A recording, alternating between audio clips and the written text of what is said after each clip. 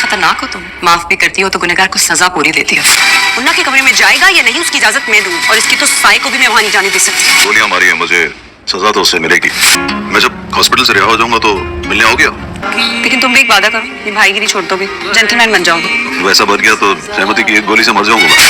अगर हमारी कौम में जनाब जैसी माएँ, बहनें, बीवियां और मंगेतरें पैदा होनी शुरू हो गई ना, तो यकीन करें कि हराम खाना जो है ना वो ख़त्म हो जाएगा।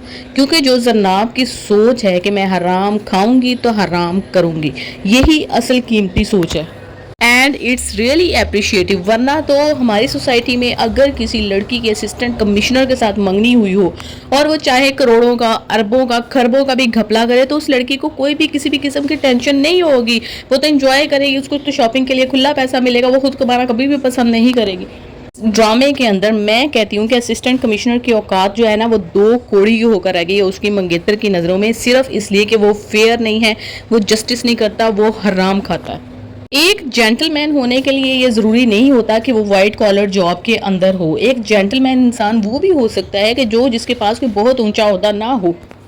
जी, फारिस के लिए अब रह गई है मिफ्रा, क्योंकि दोनों एक जैसे ही हैं, हराम खोर तो इन दोनों की हो जाएगी शादी। और मेन लीड में जा रहे हैं, ऑब्वियसली हीरो हैं हुमायूं सईद और हीरोइन है हमारी जरनाब।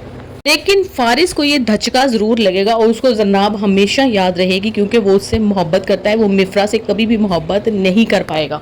इस बंदे के मुंह को हराम लग जाए ना, वो कभी भी वापस पलटना नहीं चाहता, क्योंकि वो अय्याशी में रहने का आदी हो जाता है। सिर्फ एक झटका लगा है इसको बलोचिस्तान नोशकी में जाने का, और अगले ही दिन वो मिफ्रा के पैरों में पड़ा हुआ था घटिया आदमी। और जिसको अल्लाह रखे उसको कौन चखे। तो जी, इतनी गोलियां खाने के बावजूद भी मुन्ना साहब हशाश बशाश हैं, अपनी सेहत में वापस आ चुके हैं और रहमती अपने जख्म चाटने पे मजबूर है।